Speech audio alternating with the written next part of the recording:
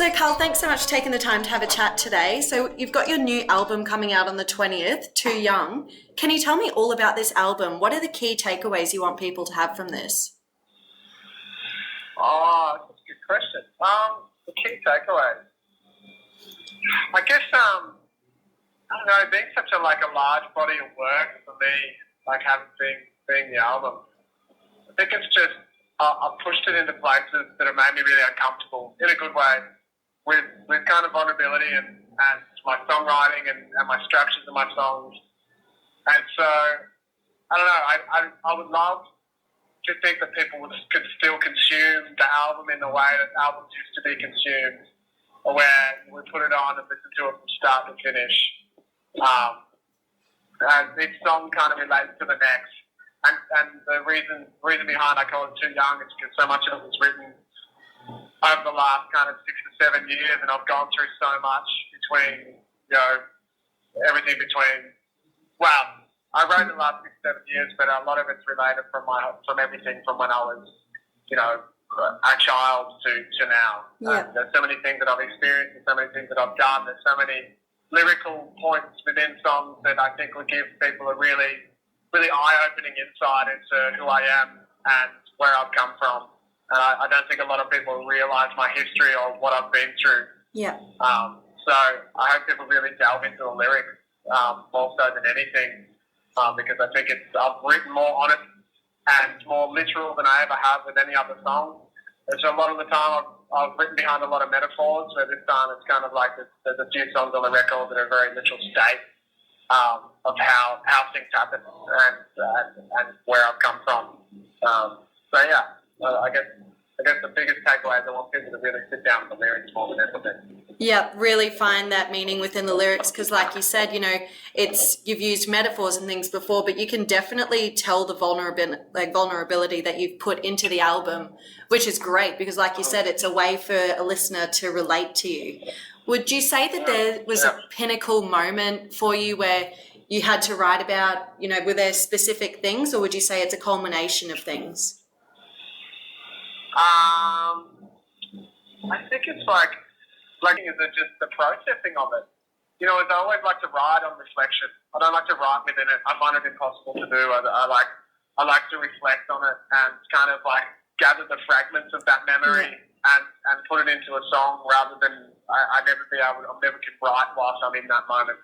And a lot of this stuff is coming from childhood things and the way that I grew up and the town that I grew up in and so I think it was just a matter of actually getting to a point of being able to process it enough to have peace with it and understand it and be able to write a song about it. And so I've understood the emotions behind it. And, I'm talking everything from being addicted to drugs when I was a child to being, to breaking, to going through unlawful moments and having a child when I was 21 and, that whole journey of everything that happens in between. So it's taken a long time to process that and get to where I am now and be the man who I am now. So I think it's definitely taken just that whole understanding to be able to write about it now. Yeah, absolutely. And to talk about such personal things like that, like for instance, talking about, past addiction, how did you overcome, I guess there would have been nerves about sharing that with the world. How did you overcome that and go, no, this is okay. It's part of your own history and your personal development. Yeah, I guess it's that understanding, it's just it's looking past the addiction and looking to why I did it and why was the reason I turned to drugs at such a young age, and what was I surrounded by, and what was the triggers, and who were the people in my life that didn't say no.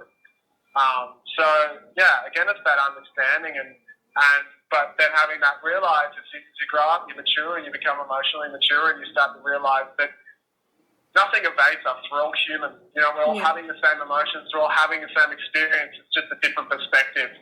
Mm-hmm. And so I was just, I guess I came to that point of just realizing that I'm just like my next door neighbour. I'm just like everybody that comes and watches me in a crowd, or everybody that listens to my music. I'm just like, I'm just like the drug addict that's down the road. I'm just like the homeless person. I'm just like the the supremacists, we're all just coming from a different perspective and a different childhood that made us believe the things that we believe. But at the core of it, we're all just having a human experience, and none of it is beyond us. And so with that realization, I realized that, I can share this and people can relate to it however they like, and hopefully somebody that connects with it enough to enjoy it and help them through some kind of process. Yeah, I think it's really great the way you're talking about that, because it's also breaking down a stigma and then showing people that, you can draw on your life experiences and find great success. Like, the music that you've released so far is beautiful, and it's got such a hopeful notion to it. I think especially songs like Sorry I'm Gone and Happy Now, while the lyrics they're very poignant and pensive, it still is quite infused with a lot of hope. Yeah, absolutely. And I mean, that's being able to process all of that now, and I'm as happy as and the best I've ever been in my whole life. And I'm That's wonderful to hear. And so it's beautiful, and then that's it on this reflection. It's beautifully heartbreaking. I mentioned this in another interview. It's just like, it's still heartbreaking, but it's a beautiful heartbreak. It's something so I don't know. I guess I don't know what the word is, but it's something so visual and something so wonderful and warming about me looking upon those songs now and listening to them and singing them. That just makes me feel proud of myself. Yeah, good. Yeah. Is that how you would describe your album? Just beautifully heartbreaking?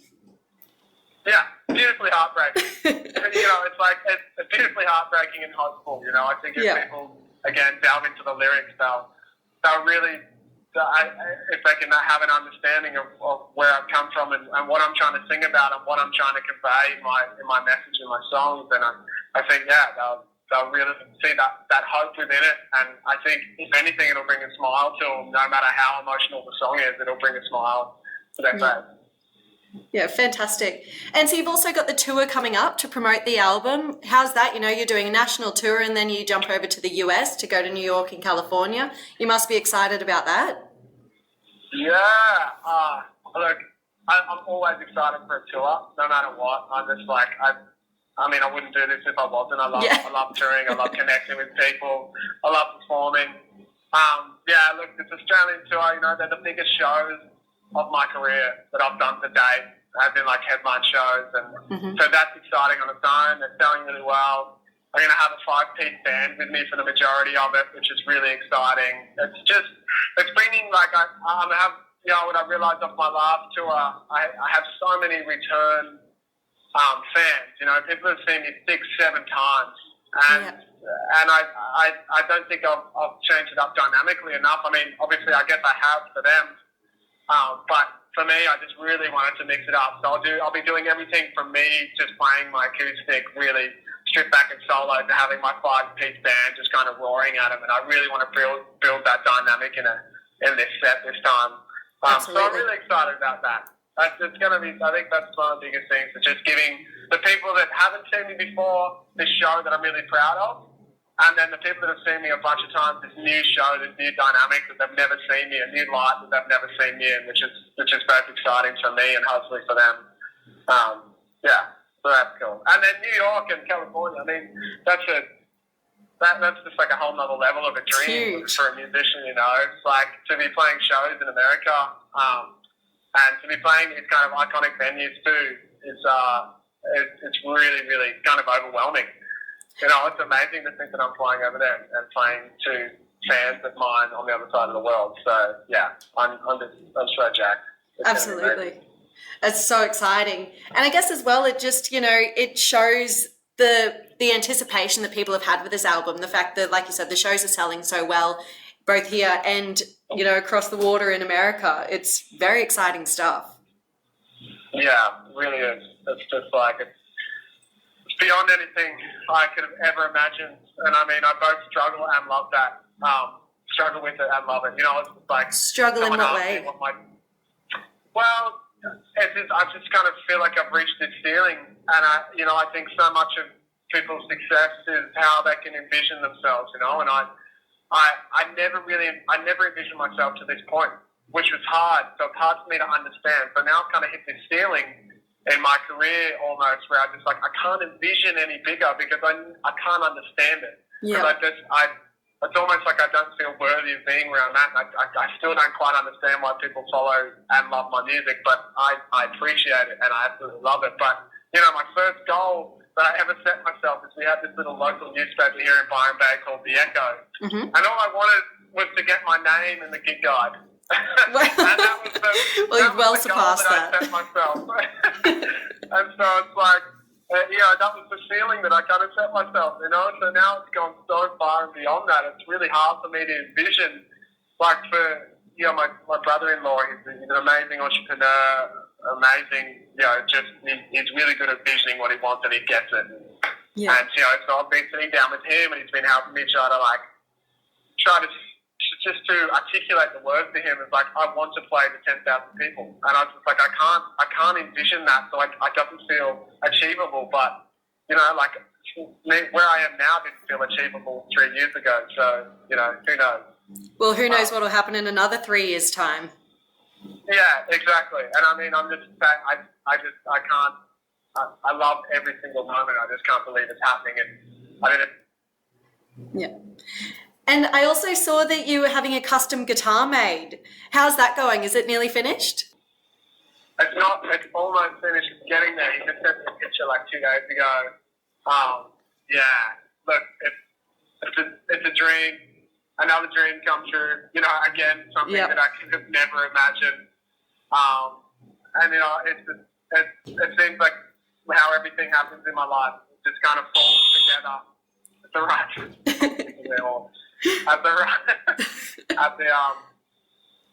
right time, you know, and it's and so basically, you know, with Fennec guitars, I've always played Mason. It's really hard for me to leave Mason, and I mean they've never endorsed me. I was never part of their team or anything. I just always played it since I was really young. It was the guitar that I learned on, so I kind of just stuck with it. And so it was a really uncomfortable move for me to go try to even ease the idea of going from Mason, but I went up and I met Aaron from Fennec, and not only his guitars are just so amazing to play. It's some of the best guitars I've ever played in my life, including, you know, including $30,000, $50,000 guitars I played in Nashville and stuff. Wow. These things are incredible.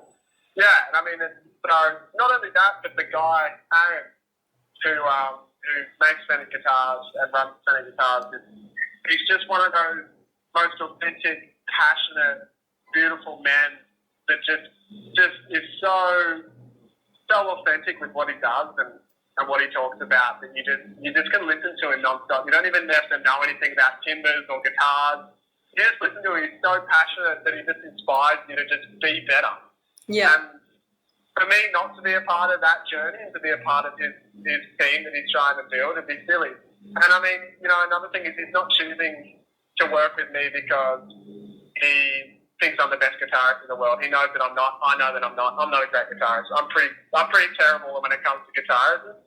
But he knows he's a songwriter and he's a guitarist himself, and it doesn't lose him when he thinks about being part of my journey, and he loves my songwriting, and he wants to give me something to inspire me to write and push myself with my writing and push myself with my playing. And so yeah, it's just been this really beautiful connection that I've been able to have with someone at such an early stage of his career, and his business, and being able to be a part of it. You know, not to talk about his kind of views on sustainability and ethics and how he produces his guitars and the products he's using, and the plantations that he's building, so he's not cutting down forests. Yeah, like these things inspire me, and they make me want to work with someone. They make me want to be a part of a family, and that's what it comes down to. It's building my community, and now that he's a part of it, it feels really good. Yeah, that's fantastic. And then for you to be able to take the guitar on tour with you, you know, what more could you want? Yeah, exactly. You know, it's just another piece to the puzzle for me. It's something that I get to write and play every night. Guitars usually hold a pretty close place to my heart, and so to have something that I've chosen to timbers and work with him on on creating and know who's creating it and putting it together is it's a really special feeling. But then on top of that, you've also got Emery, who's created you this amazing customized surfboard. It's wild.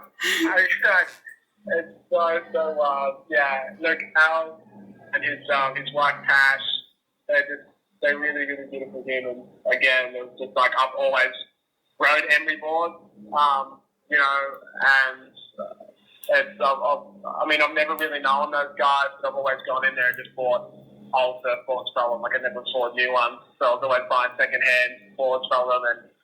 And then eventually it's just like they ended up finding my music somehow. I never mentioned I was a musician, but they ended up finding my music and messaged me and said, hey, you know, like we love this stuff.